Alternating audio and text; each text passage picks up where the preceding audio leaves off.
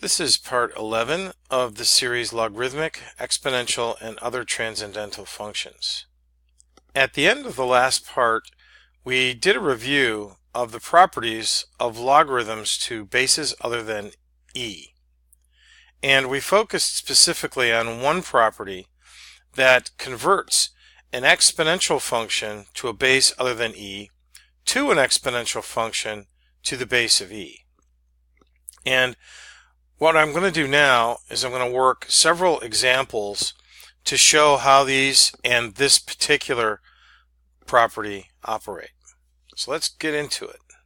In this first problem, we want to solve for x. So this is an exponential function, an exponential equation, and we want to solve for x. Now there's a couple ways we can go about this. One way is to convert this exponential into a logarithmic expression and then solve for x. The other way is to see if we can manipulate one side of the equation so that we have an equivalent form of an exponential on both sides. So let's go ahead and take a look at that. Now the first method I'm going to choose is to convert this into a logarithm.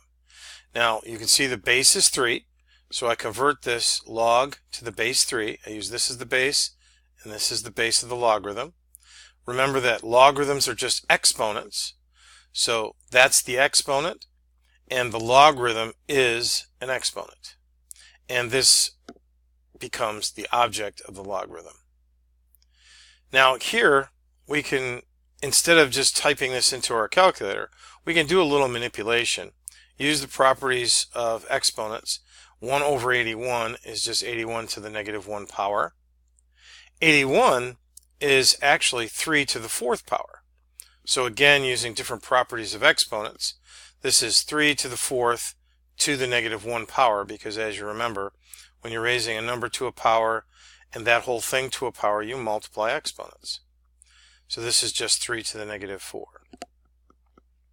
And we can see that the base of the logarithm and the base of the exponential are the same, so we know that that cancels each other out, and this equals negative 4. Now the other way to do this is just to directly convert the right side into an exponential form, just like we did down here. So just as we did up here, we know that 1 over 81 is 81 to the negative 1, 3 to the 4th is 81, and so on. Now we have an equivalent expression. We have 3 to the x equals 3 to the negative 4. Now because logarithmic functions are 1 to 1, that means that if 3 to the x equals 3 to the negative 4, then x has to equal negative 4, because the function is 1 to 1. That's the 1 to 1 property of logarithms. And so x equals negative 4. Works out the same both ways. So let's take a look at another problem. In this problem, we have a logarithmic function. So why don't you try and figure out how to solve this, and I'll come back in a second. Okay. I would convert this into an exponential. So your base is 2, and your exponent is 4, or negative 4, and that's going to equal x. So let's look at my solution. So we have log to the base 2 of x. Remember, logarithms are just exponents. So this is the exponent, that's the base. 2 to the negative 4 equals x. And that's 1 over 2 to the 4th, which is 1/16. So that was a pretty straightforward one. Let's look at another one. Now in this problem, we're asked to take the derivative of this exponential function. Now this is an exponential to a base other than e. The best way to do this, in my opinion, is to convert this exponential into an exponential to a base e. And that's where this transformation comes in. So we know that 2 is the same as e to the ln of 2. And that whole thing is raised to the x power. So that's how we're going to convert this. So 2 to the x is the equivalent of e to the ln of 2 times x. Now just in case what I'm doing down here isn't quite clear, let me just do a quick explanation. 2 is equal to e to the ln of 2. These are equivalent expressions. So we can convert any number into an exponential to a base e by using this process. Now, this is 2 to the x, so that's all we're doing is raising this whole thing to the x power.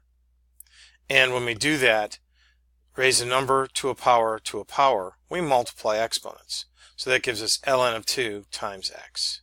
And that's how I got this. Now we can just go ahead and differentiate. And we know that e to the u is just e to the u du. So since ln of 2x, ln of 2 times x is our u term, this is just the derivative of ln of 2 times x. Remember, ln of 2 is just a constant, just as though that was a 5 or some other number. And the derivative of 5x would just be 5. So the derivative of ln of 2x is ln of 2. And we convert back from this base e exponential form to the original form, 2 to the x. ln of 2 is our final answer. Alright, so let's go ahead and look at another example. Here we have another derivative. So why don't you go ahead and see if you can apply this concept to this problem, and I'll come back in a second. Alright, now obviously what we're going to try and do is we're going to convert this into an exponential to a base e and then differentiate. So here's our conversion. 2 to the 3x is equal to e to the ln of 2 times the exponent. And the exponent is 3x. So it's e to the ln of 2 times 3x. So there's our new exponent here. We take the derivative, e to the u is e to the u du. This is the derivative of this exponent. So that's 3 times ln of 2 is the derivative of ln of 2 times 3x. And then converting back from the base e form to the non-base e form, this is our final result. Alright, let's take a look at another example. Here again we have another derivative, but this one looks a little bit different. See if you can figure out what's different here. Okay, well, what's different is the fact that we have a logarithmic function now instead of an exponential. So we're taking the derivative of a logarithmic function. And we don't really have anything that can do this right off the top. We do have natural logarithmic differentiation. So perhaps what we can do is convert this into a natural logarithmic function. And so what I've done is I've used the change of base form. And we know that log to the base 10, whenever there's no number for the base of the log, that's always base 10. That's log to the base 10 of cosine of x. The change of base says we can have a base other than 10 in the numerator and denominator. So I'm going to take this and put it on top. So log to the base 10 of cosine of x is equal to ln of cosine of x divided by ln of the base of this logarithm. So ln of 10. Now this is a pretty straightforward logarithmic differentiation problem.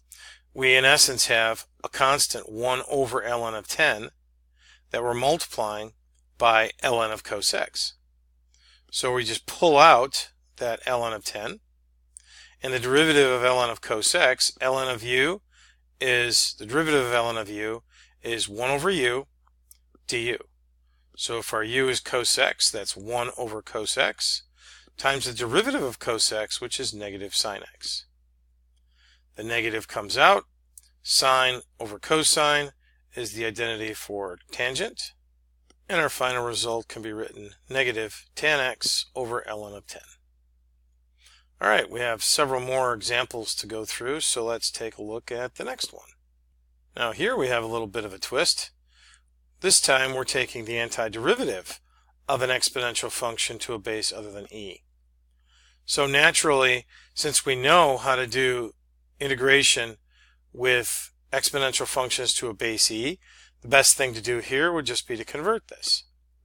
So that's what we're going to do, is convert this into an exponential to a base e, and then integrate as usual. Here's my conversion. 2 to the x is equal to e to the ln of 2 times x. And now I'm going to pick my u. Since I want an e to the u du, I'm going to pick my u as the exponent.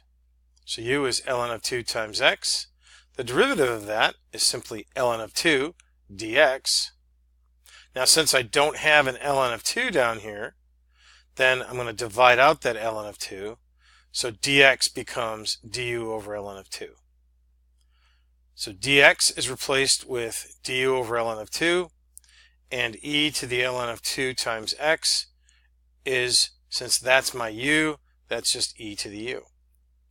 Now we take the antiderivative, but first let's pull out this 1 over ln of 2, constant multiple, and then the integral of e to the u du is just e to the u plus c, and then I back substitute. My u is ln of 2 times x plus c, and then I can convert back to my non-base e exponential form, which is just 2 to the x, and that's my final result. Now you could, if you wanted to, take this and put it over the ln of 2, but it doesn't matter one way or another. All right, let's move on to another example. Well, here's a strange looking bird up here. We have the derivative of e to the e. See if you can figure out what to do here. All right. Well, hopefully what you saw is e to the e is simply a constant. And we know that the derivative of any constant is just 0. Hopefully you didn't go through a whole lot of gyrations there. Don't let the letters mess with your head. That's one of the most difficult things about this part of calculus, is just the different symbolism tends to confuse the basic issue underneath. All right, let's look at another example.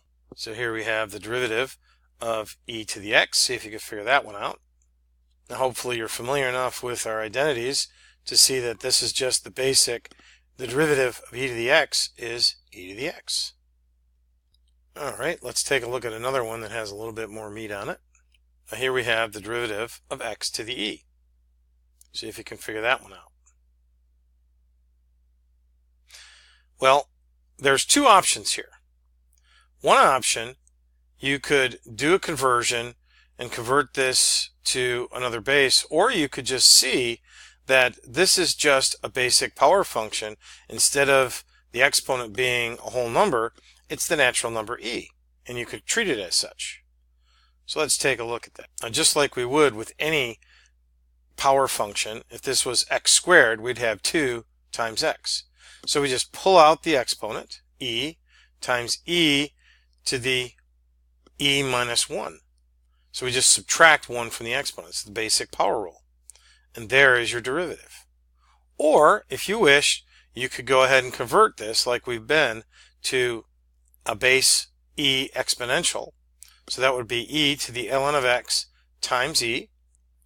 And then we know that the derivative of this is that thing times the derivative of that thing, which of course is going to be, this constant comes out, constant multiple rule. The derivative of ln of x is 1 over x. So that's just e times 1 over x. This would just be the power rule here.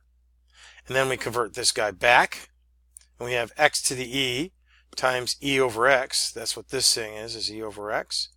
Here we have x to the e divided by x to the 1. Well, that's x to the e minus 1, because when we're dividing, we subtract exponents. The exponent here is 1, the exponent here is e. So e minus 1. And we get the exact same thing as we had up here. Well, I still have one more example before we move on to discussing applications of exponential functions, but time's getting a little short, so I'm going to go ahead and end this video here, and we'll pick up with the last example and then go on to applications of exponentials in the next video. So I will talk to you in the next video.